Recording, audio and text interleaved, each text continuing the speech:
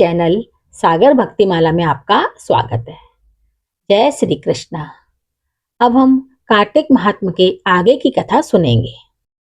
राजा पृथु ने कहा, हे नारद जी, अब आप यह कहिए कि भगवान विष्णु ने वहां जाकर क्या किया तथा जलंधर की पत्नी का पतिव्रत किस प्रकार भ्रष्ट हुआ।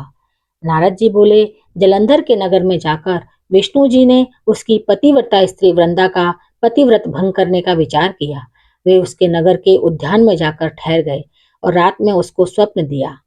वह भगवान विष्णु की माया और विचित्र कार्य पद्धति थी और उसकी माया द्वारा जब वृंदा ने रात में स्वप्न देखा कि उसका पति नग्न होकर सिर पर तेल लगाए महिष पर चढ़ा हुआ है, वह काले रंग की फूलों की माला पहने हुए है तथा उसके चारों ओर हिंसक जीव हैं, वह सिर मुड़ाए हुए अंधकार में दक्षिण दिशा की ओर जा रहा है। उसने नगर को अपने साथ समुद्र में डूबा हुआ इत्यादि बहुत से स्वप्न देखे। तत्काल ही वह स्वप्न का विचार करने लगी। इतने में उसने सूर्य देव को उदय हुए देखा तो सूर्य में उसे एक छिद्र दिखाई दिया तथा वह कांतिहीन था।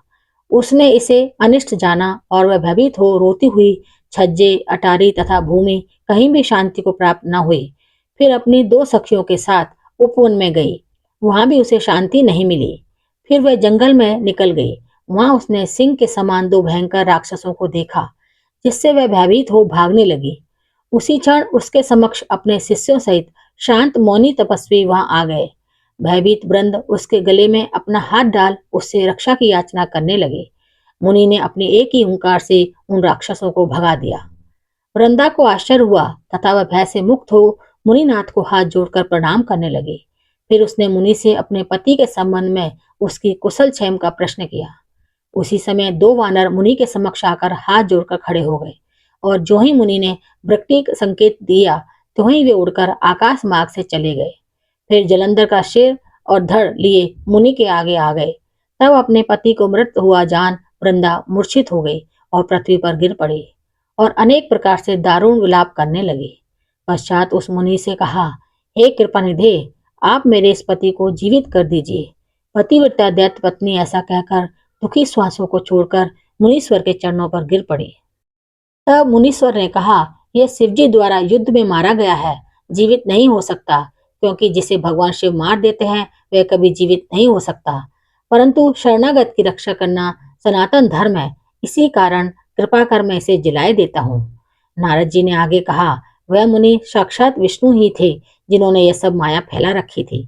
वह वृंदा के पति को जीवित करके अंतर्ध्यान हो गए।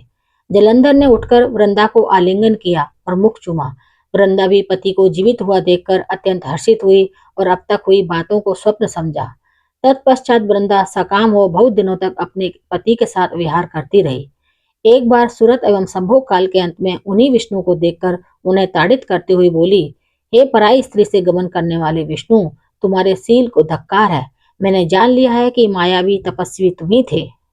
इस प्रकार कहकर कुपित पतिव्रता वृंदा ने अपने तेज को प्रकट करते हुए भगवान विष्णु को शाप दिया, तुमने माया से दो राक्षस मुझे दिखाए थे, वही दोनों राक्षस किसी समय तुम्हारी स्त्री ला हरण करेंगे। सर्पेश्वर जो तुम्हारा शिष्य बना है, यह भी तुम्हारा साथी रहेगा। जब तुम अपनी स्त्री के विरह में दुखी होकर विचरोगे, उस समय वानर ही तुम्हारी सहायता करेंगे। ऐसा कहती हुई पतिव्रता वृंदा अग्नि में प्रवेश कर गई। ब्रह्मा आदि देवता आकाश से उसका प्रवेश देखते रहे। वृंदा के शरीर का तेज पार्वती जी के शरीर में चला गया। पतिव्रत के प्रभाव से वृंदा ने मुक्ति प्राप्त की। तो ये है कार्तिक महात्म के 19वें अध्याय की कथा। आगे की कथा अगले अध्याय में सुनेंगे। मेरे चैनल को सब्सक्राइब, शेयर और लाइक जरूर करें। धन्यवाद।